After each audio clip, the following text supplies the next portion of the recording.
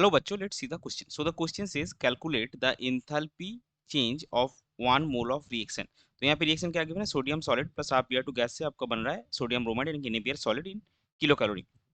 Given data क्या है? Enthalpy of sublimation of sodium is 137 kilojoule पर मोल. In bond dissociation enthalpy of bromine gas is 144 kilojoule per mole.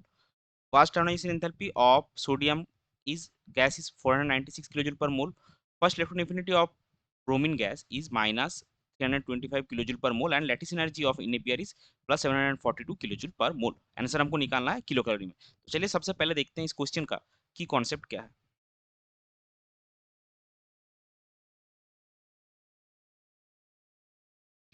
सो इस question का की concept है bond Haber cycle. अभी देखिए इस रिएक्शन के रिस्पेक्ट में बॉन्ड हेबर साइकिल कैसे होगा. आपका रिएक्शन क्या गिवन है? आपने सोडियम सॉलिड लिया प्लस यहाँ पे हाफ Br2 गैस लिया और इससे आपका बना NaBr सॉलिड. तो यहाँ पे सबसे पहले क्या होगा?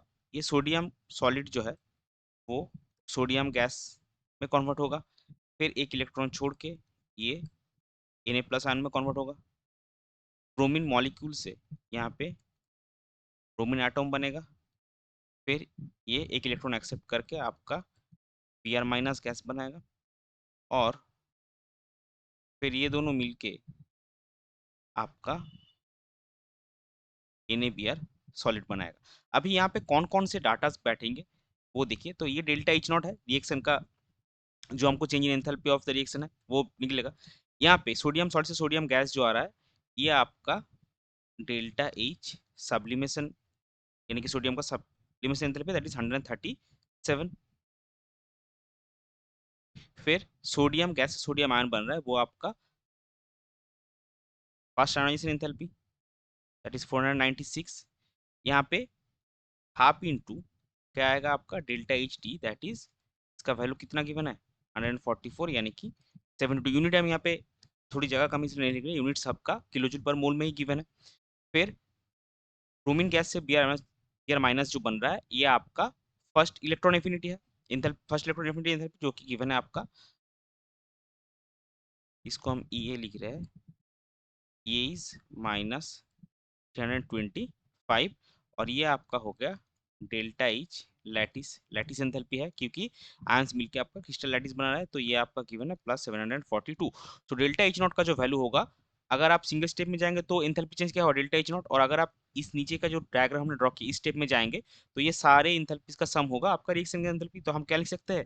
Therefore delta H not is equal to enthalpy of sublimation plus first ionization enthalpy plus half enthalpy of dissociation bond dissociation half of bond dissociation enthalpy plus electron affinity plus lattice enthalpy. सो ये सारा value हमने यहाँ पे already diagram में लिख के रखा है. तो ये वैल्यू अगर आप पुट करेंगे तो आपको क्या क्या मिलेगा? यहाँ पे 137 प्लस 496 प्लस इसका हाफ डी का वैल्यू कितना आया था 72. ये आपका है माइनस 325 प्लस 742. तो ओवरऑल इसका वैल्यू आपको मिलेगा 122 किलोजूल पर मोल. लेकिन आंसर हमको किस में निकालना है? आंसर हमको निकालना है किलो कैलोरी में. तो वो जो कन्वर्जन फैक्टर है किलो जूल पर मोल वो है आपका 0.24 kilo calorie per mole. 1 kilo joule is equal to 0.24 kilo calorie. इसका वैल्यू को कितना मिलेगा? 269.28 किलो कैलोरी पर मोल. तो फाइनल आंसर हम क्या लिखेंगे? फाइनल आंसर हम लिखेंगे